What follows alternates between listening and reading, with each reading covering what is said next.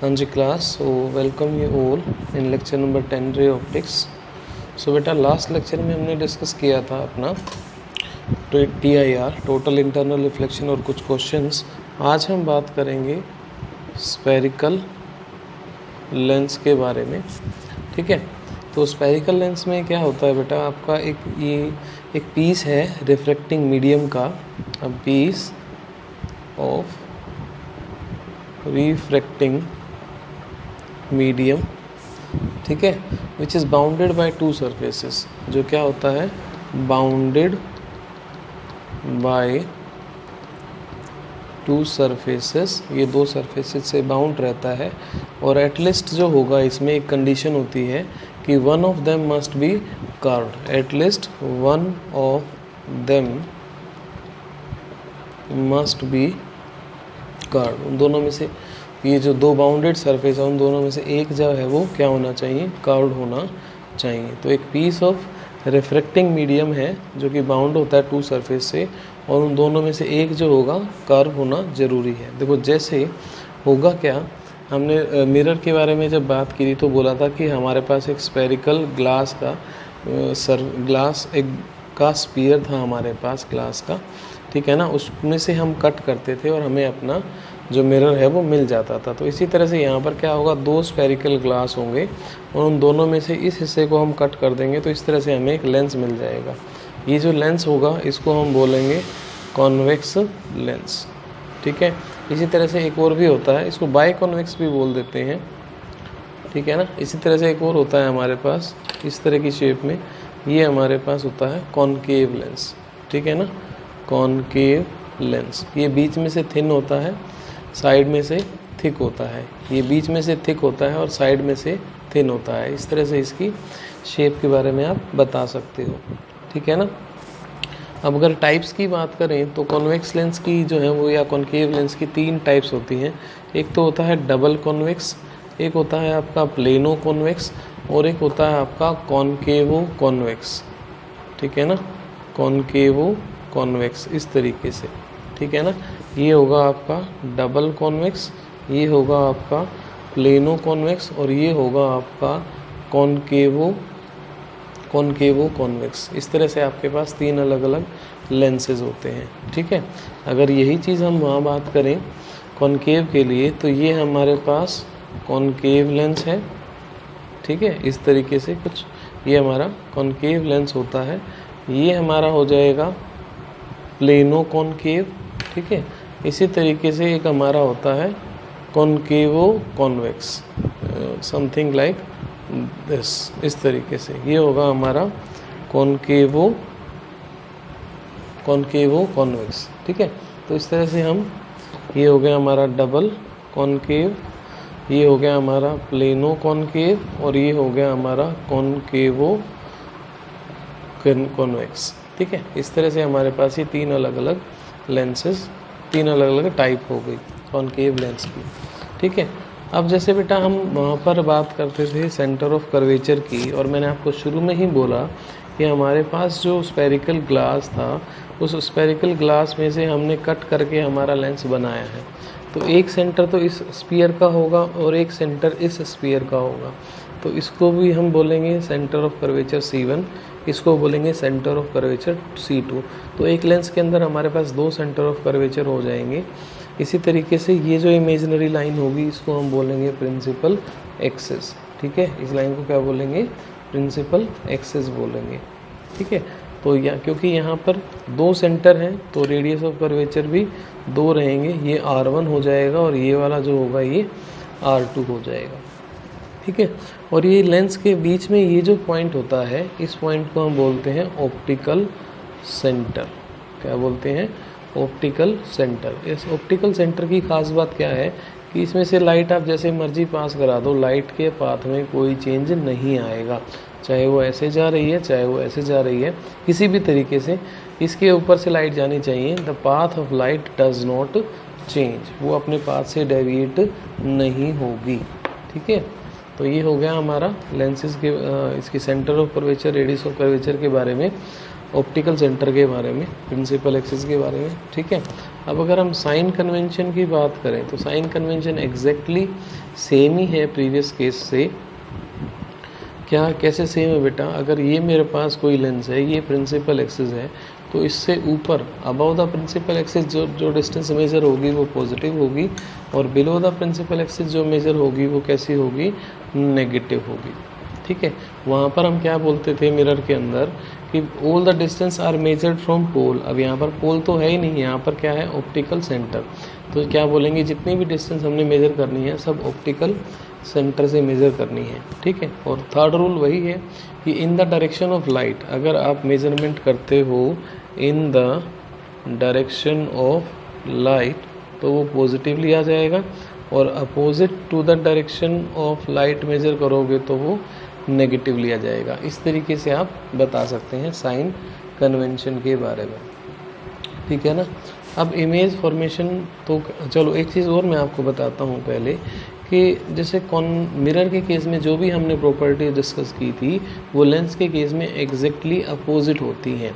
देखो जैसे मैं आपको बताऊं भाई, ये आपके पास मान लो कॉनकेव मिरर है बेटा, ये लाइट आई तो ये फोकस पर आ जाएगी, ये लाइट आई तो ये फोकस पर आ जाएगी, तो ये कैसा है आपका, कन्वर्जिंग नेचर है। और आप अगर कॉनकेव मिरर लिया है ना आपने ये वाला, अगर इसकी जगह आप यहाँ पर कॉनकेव लेंस लोगे तो कॉनकेव लेंस जो है ना वो कैसा होगा, डाइवर्जिंग नेचर का होगा। इसमें भी लाइट पैरेलल आ रही है तो ये रिफ्रैक्शन होने के बाद डाइवर्ज हो गई, देखो यहाँ पर क्या हो रही थी, कन्वर्ज हो रही थी। तो इनका नेचर जो है वो एग्जैक्टली क्या होता है, अपोजिट होता है, ठीक है। अब नेक्स्ट इसके बाद अगर हम बात करें, कॉनकेव और कॉन्वेक्स तो हो गया, ये नेचर के बारे में बात हो गई। इमेज फॉर्मेशन के लिए जैसे वहाँ पर हमने रूल डिस्कस किए थे कि एक लाइट पैरेलल आ रही है तो फोकस से चली जाएगी, ठीक है ना। देखो ये सेम है, ये मेरे पास कॉन्वेक्स लेंस है, एक मिनट मैं थोड़ा प्रॉपर बनाता हूँ। ये मेरे पास कॉन्वेक्स लेंस है, ये लाइट आई पैरेलल टू प्रिंसिपल एक्सिस तो वो फोकस पर आ जाएगी। और अगर फोकस से लाइट आ रही है, लाइट आई और ऐसे चली गई, और इससे उल्टा अगर लाइट आपकी जो है वो फोकस से आ रही है तो वो पैरेलल निकल जाएगी, ठीक है। और तीसरा तो आपको पता ही है, मैंने अभी आपसे डिस्कस किया कि अगर ऑप्टिकल सेंटर से लाइट आ रही है तो वो एज इट इज़ निकल जाएगी। और रही बात इमेज फॉर्मेशन की, तो इमेज फॉर्मेशन के लिए एटलीस्ट 2 लाइट्स होनी चाहिए जो ऑब्जेक्ट से आ रही हो और रिफ्लेक्ट या रिफ्रैक्ट होकर किसी एक पॉइंट पर मिले। ये इंपॉर्टेंट कंडीशन है, ठीक है ना, कई बार पूछ लेता है अभी इमेज कैसे बनती है। So at least we have 2 rays of light which are coming from object, which are coming from object, and after reflection or refraction they will meet at a point, ठीक है ना भाई। एटलीस्ट 2 रेज ऑफ लाइट होनी चाहिए, ठीक है, और वो कहाँ से आए, ऑब्जेक्ट से आए, और आफ्टर रिफ्लेक्शन और रिफ्रैक्शन वो किसी एक पॉइंट पर मिलेंगी तो उस पॉइंट पर हमें क्या मिल जाएगी, इमेज मिल जाएगी। ये इमेज फॉर्मेशन की कंडीशन है, ठीक है। अब अगर मैं आपको कुछ केस याद दिलाऊं, आपने कॉन्वेक्स लेंस के केस किए हुए हैं पहले ही 10th क्लास में। देखो जैसे फर्स्ट केस था भाई, हमारा ऑब्जेक्ट जो है ना वो ये तो हो गया F1, ये हो गया 2F1, ये हो गया आपका F2, ये हो गया आपका 2F2, ठीक है ना। ये 2F2 और 2F1 सेंटर ऑफ कर्वेचर को रिप्रेजेंट कर रहे हैं, F1 और F2 ये आपके फोकल लेंथ को रिप्रेजेंट कर रहे हैं, वो प्रिंसिपल फोकस को रिप्रेजेंट कर रहे हैं, क्योंकि एक फोकस इसके लिए और एक फोकस इस स्फेरिकल रिफ्लेक्टिंग सरफेस के लिए। देखो लेंस जो है ना वो 2 आपके स्फेरिकल रिफ्लेक्टिंग सरफेस होते हैं, AMP और APB। AMB और APB इन 2 स्फेरिकल रिफ्लेक्टिंग सरफेस के कम्बिनेशन से आपका लेंस बनता है। मैंने आपको पहले भी बताया था कि ये हमारा एक स्फीयर था और इसी तरह से ये हमारा एक स्फीयर है, तो इन 2 स्फीयर्स से हमने हमारा लेंस बनाया था, ठीक है। तो ये तो हो गया हमारा लेंसेज के बारे में। अच्छा, मैं आपको रूल्स वो बता रहा था, इमेज फॉर्मेशन बता रहा था। तो इमेज फॉर्मेशन में मान लीजिए ये मेरे पास कॉन्वेक्स लेंस है, ये है उसका प्रिंसिपल एक्सिस, ये है f1, ये है 2f1, ये है आपका f2 और ये है आपका 2f2। तो अगर आपका ऑब्जेक्ट रखा है इन्फिनिटी पर आपका ऑब्जेक्ट रखा है, तो इमेज कहाँ पर बनेगी? जी हाँ, इमेज बनेगी आपकी फोकस पर। ठीक है, ये रूल नंबर 1। सेकंड आपने किया था कि अगर आपका ऑब्जेक्ट रखा है बियॉन्ड 2f1, यहाँ पे रखा है, ठीक है, तो जैसे मैंने मिरर के केस में आपको बताया था कि अगर ऑब्जेक्ट नज़दीकियाँ बनाता है तो इमेज दूरियां बनाता है। ठीक है ना, जैसे जैसे ऑब्जेक्ट नज़दीक आएगा इमेज दूर जाती चली जाएगी।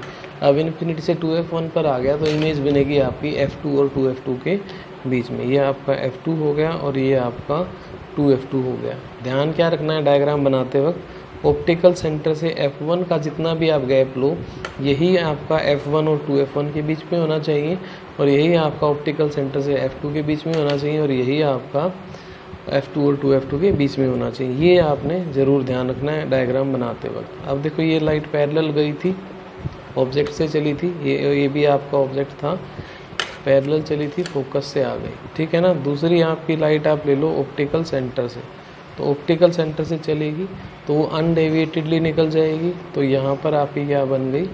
इमेज बन गई। ठीक है ना। तो ये कहाँ बनी? f2 और 2f2 के बीच में। नेक्स्ट केस ले लेते हैं। नेक्स्ट केस में क्या होगा, हम ऑब्जेक्ट ले लेंगे 2f1 पर। ठीक है, तो इमेज कहाँ बनेगी? 2f2 पर बनेगी। ये आपका f1 है, ये आपका 2f1 है। ठीक है। अच्छा, तो यहाँ पर हमने ऑब्जेक्ट ले लिया, ये लाइट गई पैरेलल टू प्रिंसिपल एक्सिस और यहाँ पर आ गई। ये हमारा क्या हो गया? f2 focus. ये हो जाएगा 2f2 लगभग।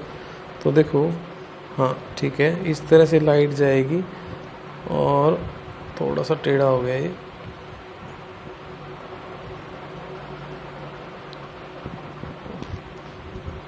ये यहाँ पर। ठीक है, तो ये क्या बन गई? आपकी इमेज बन गई। तो इस तरह से आपने इमेज बनानी है 2f1 के लिए। कहाँ बनेगी? 2f2 पर। थोड़ा सा स्केल से बनाओगे तो प्रॉपर डायग्राम आपका बनेगा। नेक्स्ट केस की अगर बात करें, इस बार आपने ऑब्जेक्ट ले लिया अपना कहाँ पर? ये आपका f1, ये आपका 2f1, ये आपका f2 और ये आपका 2f2। ठीक है, थोड़ा सा इधर बनाना था इसको। मैं एक बार देख लो आप इनको, फिर मैं इरेज कर दूंगा। पैरेलल इन्फिनिटी पर है तो फोकस पर बन रही है, 2f1 से बियॉन्ड थी तो f2 और 2f2 के बीच में बन रही है, और 2f1 पर थी तो 2f2 पर इमेज बन रही है। ठीक है, इस तरीके से। चलो अब नेक्स्ट 3 केसेस जो हैं उनको डिस्कस कर लेते हैं। जो नेक्स्ट केस था हमारा वो क्या था? इस बार आप अपना ऑब्जेक्ट ले लीजिए बिटवीन f एंड 2f के बीच में, ये वाला केस ले लेते हैं। ठीक है ना। तो ये आपका f1 है और ये आपका 2f1 है। तो इस बार ऑब्जेक्ट रहेगा यहाँ पर। ये लाइट पैरेलल गई, ठीक है, और इस तरीके से फोकस पर आएगी। ये आपका फोकस, ये ऑप्टिकल सेंटर से गई और ये जो है आपकी, ठीक है, इस तरह से मिलेगी। ये आपका यहाँ पर 2f2, ये 2f2। तो ये इमेज कहाँ बन रही है? 2f2 से पीछे। ठीक है। अच्छा, अब इसके बाद हम रखेंगे यहाँ f1 पर ऑब्जेक्ट को रखेंगे। ये देखिए प्रिंसिपल एक्सिस f1, ये हो गया हमारा 2f1, ये हो गया f2 और ये हो गया 2f2। ये ऑब्जेक्ट रखा, पैरेलल आई, ठीक है, और ये आपकी फोकस से निकल गई। दूसरी आई ऑप्टिकल सेंटर से, ये इस तरह से निकल गई। तो ये जो 2 रेज ऑफ लाइट आपको मिलेंगी ये एकदम पैरेलल होंगी एक दूसरे के। तो इन दोनों के बीच का जो गैप है वो लगातार सेम है, कोई चेंज नहीं आ रहा है। तो इमेज आपकी कहाँ बनेगी? इन्फिनिटी पर बनेगी। नेक्स्ट अगर केस की बात करें, इस बार आप ऑब्जेक्ट को रख लेते हैं कहाँ पर? Between optical centre and focus के बीच में, यहाँ रख दिया हमने। तो ये लाइट इस तरह से गई, फोकस से आ गई, ये ऑप्टिकल सेंटर से गई। देखो ये गैप लगातार क्या होता जा रहा है? बढ़ता जा रहा है। इसका मतलब क्या होगा? अगर मैं इनको बैक रिट्रेस कर लूँ तो कहीं पर इमेज मुझे मिल जाएगी इस तरीके से। ठीक है, तो ये कुछ रे डायग्राम्स थे जो आप पहले कर चुके थे। 10th क्लास में, मैंने सिर्फ उनको रिपीट कराया है। ठीक है, मैं ओरली एक बार फिर या रिटर्न में बता देता हूँ। देखो, अगर इन्फिनिटी पर आपका ऑब्जेक्ट रखा है तो इमेज कहाँ बनेगी, ये कॉन्वेक्स के लिए बता रहा हूँ, कॉन्वेक्स लेंस के लिए, तो इमेज कहाँ बनेगी, फोकस पर। अगर आपका ऑब्जेक्ट बियॉन्ड 2f रखा है, 2f1 रखा है, तो आपकी इमेज कहाँ बनेगी, ये बनेगी बिटवीन f2 एंड 2f2 के बीच में। ठीक है ना, ये समझ आ गई यहाँ तक बात। अब अगर आपका ऑब्जेक्ट रखा है ऑन 2f1 तो इमेज कहाँ बनेगी, ऑन 2f2 पर बनेगी। ठीक है, 2f2 पर।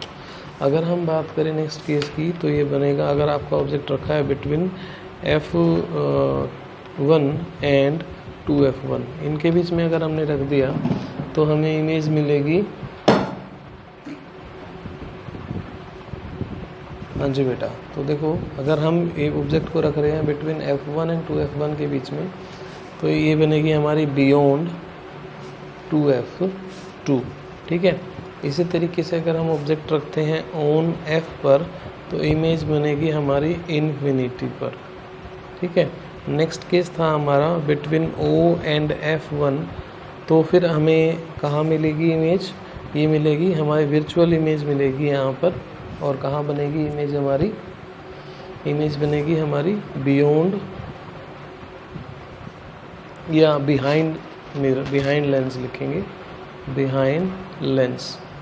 ठीक है, इस तरीके से। तो ये हमारे पास 6 अलग अलग केसेस थे इमेज फॉर्मेशन के। ठीक है, अब इसके बाद नेक्स्ट, चलो फिर नेक्स्ट लेक्चर में डिस्कस करते हैं। यहाँ तक इतना ही, फिर लेंस फार्मूला और मैग्नीफिकेशन के बारे में आपको बताएंगे। ओके।